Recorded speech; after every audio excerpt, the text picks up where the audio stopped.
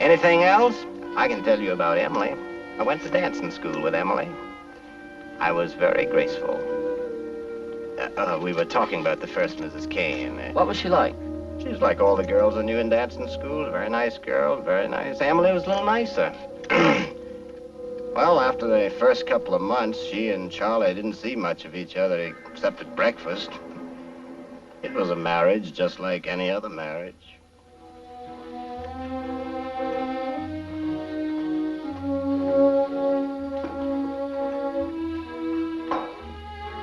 You're beautiful.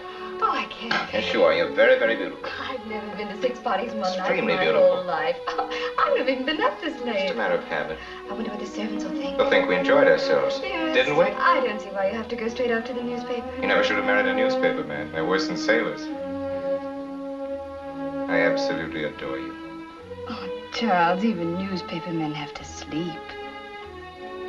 I'll call Mr. Bernstein, have him put off my appointments until noon. What time is it? Oh, I don't know. It's late. It's early.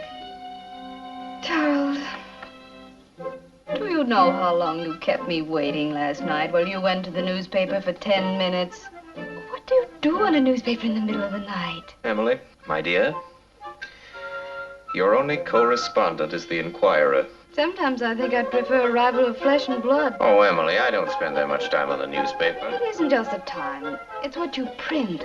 Attacking the president. You mean Uncle John? I mean the president of the United States. He's still Uncle John. He's still a well-meaning fathead who's letting a pack of high-pressure crooks run his administration. This whole oil scandal. He happens to be the president, Charles, not you.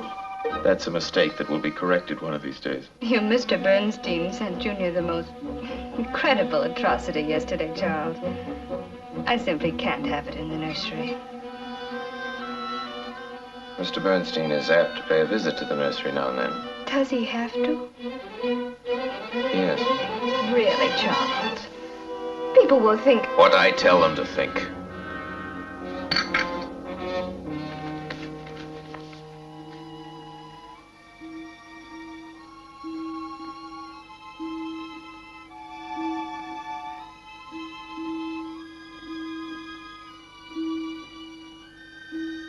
Wasn't he ever in love with her?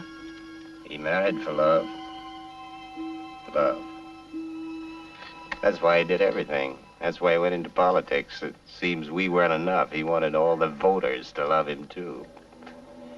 That's all he really wanted out of life was love. That's Charlie's story, how he lost it. You see, he just didn't have any to give. Oh, he loved Charlie Kane, of course, very dearly. And his mother, I guess he always loved her. How about his second wife? Susan Alexander. You know what Charlie called her? The day after he'd met her, he told me about her. He said she was a cross-section of the American public.